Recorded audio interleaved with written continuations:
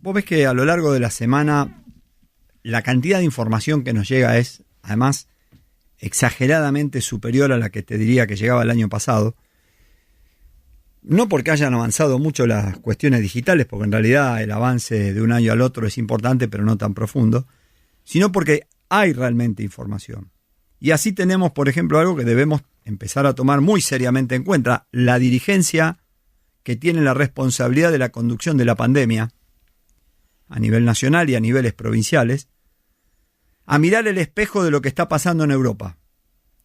Porque la verdad que mientras nosotros estamos con una velocidad y con una idea de apertura económica, de apertura social, pero al mismo tiempo económica, aquí en la Argentina, imprescindible porque es la única forma de que vos tengas un trabajo, que tu pyme funcione, que el comercio funcione, que la industria se ponga en marcha, que la construcción trabaje, que el Estado tenga capacidad plena de desarrollo. Al mismo tiempo, vos estás mirando que 7 países de Europa tuvieron toque de queda en los últimos 2 días. Y que hoy se está pidiendo en Italia el cierre total de actividades. ¿Por qué? Porque los niveles de contagio, pero fundamentalmente la advertencia que ayer hizo la Organización Mundial de la Salud de saturación del sistema hospitalario en varios de los países de Europa, concretamente en 7, están arriba del 80%. Y recién ha empezado el otoño. Es cierto que el COVID no reconoce estaciones, pero se profundiza indudablemente en el invierno, donde vos tenés que permanecer en lugares cerrados por el frío. Así que es importante aprovechar este periodo de tiempo, porque puede suceder o no puede suceder. Lo que uno no puede hacer como dirigente es ignorar que si sucede tiene que estar preparado para el año que viene, para que la sociedad no tenga las consecuencias que se han vivido en el mundo durante todo este periodo, que indudablemente nadie estaba preparado. Culpar a alguien o responsabilizar a alguien durante todo este tiempo, se trabajó con lo que se pudo en el mundo, y en la Argentina se trabajó buscando consolidar un sistema que pudiera contener a las personas para ser atendida y no tener situaciones como las que se vivieron en otros países. Sin embargo, nuestro nivel de contagios es alto y estamos ahí acomodando desde el Estado nacional y provinciales la información para volver a ser ubicados en la información diaria de las cantidades de contagios positivos y de los no positivos, los negativos, a nivel mundial. Ahora bien, al mismo tiempo tenés otra situación compleja, que es la económica. Bueno, en esta situación vivimos, para mí, 2 tiempos. La situación actual inmediata, en la que el gobierno nacional toma medidas, le da el presidente de la Nación a Martín Guzmán el manejo en sus manos de la política económica, y tenés también una situación económica de arrastre previa, porque vos no arrancaste de una economía parada sobre niveles del 8% anual de crecimiento y sin pobreza. Vos arrancaste con situaciones complejas, más la crisis de la pandemia, que trajo aparejado una caída económica muy significativa en el planeta Tierra e indudablemente en la Argentina. Por eso me gusta plantarme sobre algunas cuestiones que vamos a comenzar a discutir desde el programa, pero también la Defensoría va a llevar adelante trabajos sobre esto. En realidad los hacemos permanentemente. Lo que vamos a hacer ahora es convertirlos en trabajos unificados para ofrecerlos a la sociedad.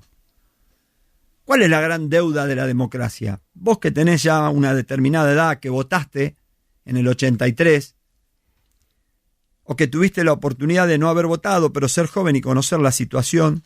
¿Y cuál es la realidad de hoy? ¿Cuál es la gran deuda de la democracia? La pobreza estructural. 25% promedio de pobreza. Y esto, naturalmente, no quiere decir que yo esté hablando bien del proceso militar, al contrario. La responsabilidad de las consecuencias que hoy estamos padeciendo tienen su origen en la dictadura militar, claramente. Por ejemplo, otra deuda de la democracia es la falta de reforma de la ley de entidades financieras. Yo sé que esperamos, yo sé que estamos buscando. Esta ley, dictada en la época de Martínez de Oz, sigue vigente. muchísimas de las normas previstas ahí, vos, que seguramente como yo no las conocemos enteras, pero sabemos que de repente los bancos te establecen determinados parámetros que nadie los puede regular y te sorprenden cuando te vienen después los descubiertos con las tasas de interés usurarias o las fusiones, los cambios de manos, las mesas de dinero. El ordenamiento del sistema financiero tiene que responder a una política estructural del Estado, no a los intereses de los particulares como se construyó la ley de entidades financieras bajo Martínez de Hoz en el proceso militar. Esa deuda que tiene la democracia, esa pobreza estructural que en el año 85 era del 14%, que el último dato que da el INDEC la pone en el 40% de pobreza y el 10% de indigencia. Eso es estructural.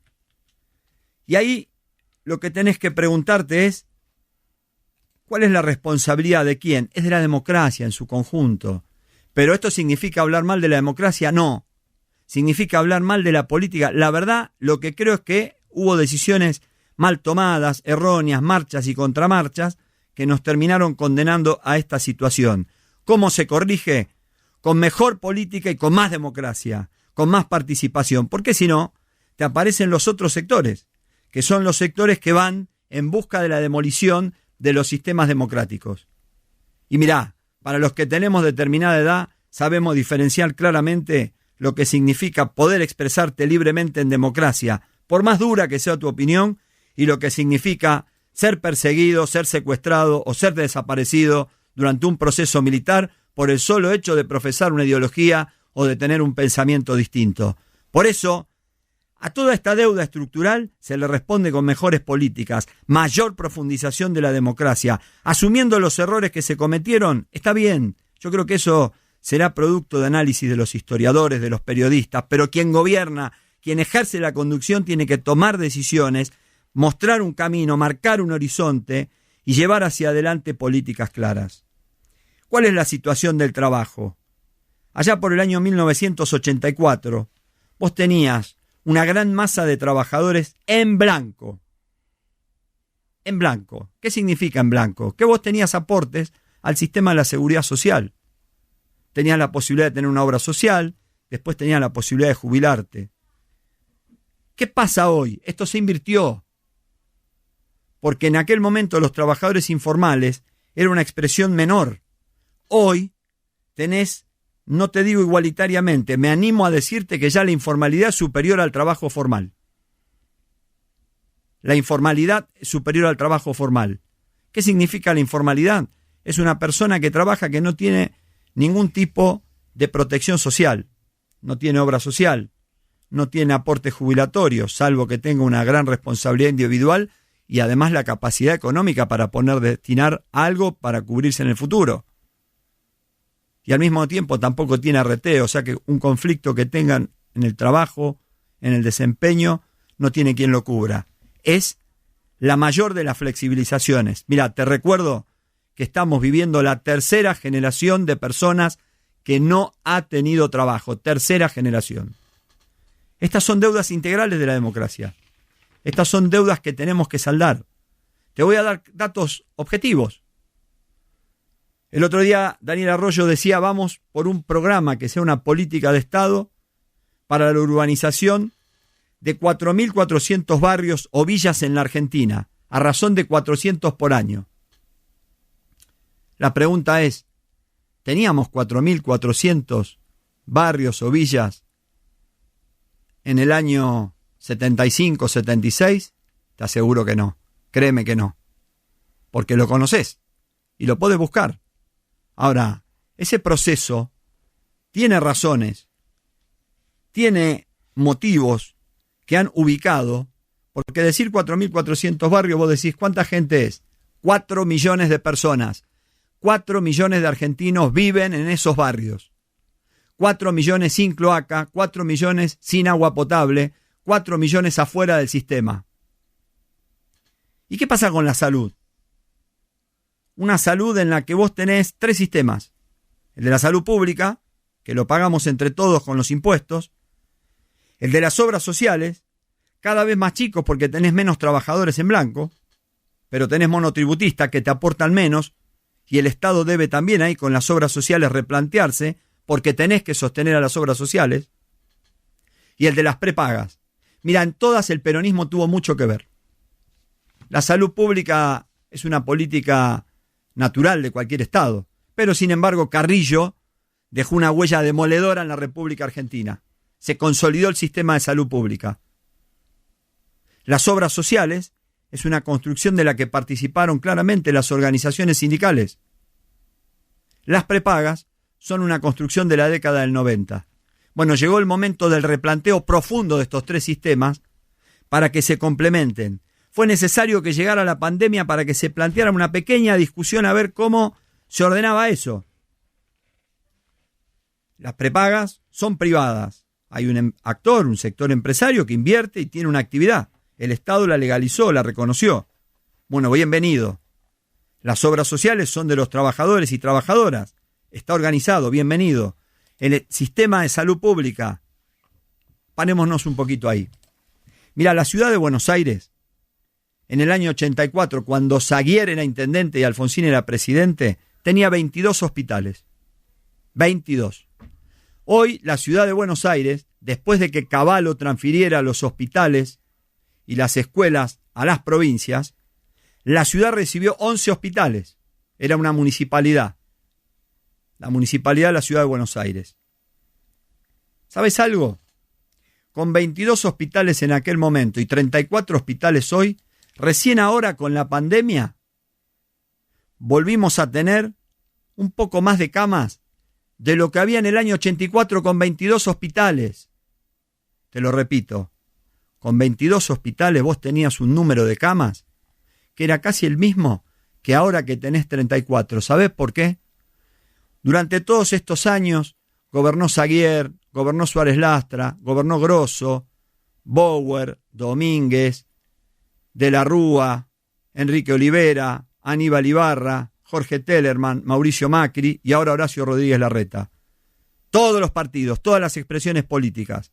¿Qué es lo que tuviste? Un retroceso del sistema de salud. Andá a recorrer, andate al Hospital Ramos Mejía y fíjate, las inversiones hechas en el Ramos Mejía, te vas a dar cuenta que fueron hechas circunstancialmente a lo largo de los años, pero la estructura central de muchos de los hospitales sigue siendo la de la década de los 80. Bueno, en pandemia nos dimos cuenta de la necesidad del sistema público de salud pública. Pero también sabés de lo que nos tenemos que dar cuenta, de la necesidad de que estos sistemas se complementen. Porque si no, lo que vos tenés son sistemas que dividen la sociedad en clases, en sectores.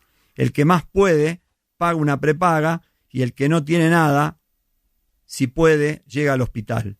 Y la verdad que del Estado esa nunca puede ser la respuesta. La respuesta tiene que ser integral. 3 subsistemas se integran, se complementan y brindan la atención. El sector empresario invierte con derecho a ganar, el sector de obras sociales tiene un principio de solidaridad y el sector de salud pública tiene un principio de universalidad. 3 subsistemas, complementariedad. ¿Y qué te pasa con la educación? Lo mismo, exactamente lo mismo. Está frente a un modelo en el que estamos discutiendo la apertura o no. El problema no es la apertura. Bienvenida a la apertura para que exista integración social y participación de quienes necesitan, que son los chicos, las chicas, los nenes, las nenas, los jóvenes, las jóvenes. Pero también se necesita que el modelo de educación sea adecuado a los cambios tecnológicos. ¿Por qué?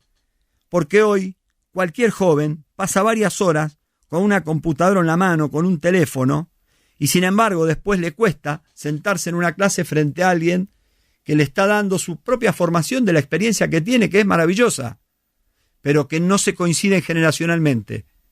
Entonces tenés que dar un salto de calidad en el modelo de formación, mucho más complementario, mucho más integrador, mucho más de debate, que le despierte el ánimo a esa persona que tenés enfrente, que le llama mucho más la atención el teléfono celular que el profesor o la profesora que le está enseñando adelante, como se enseñaba desde la época de Sarmiento hasta acá.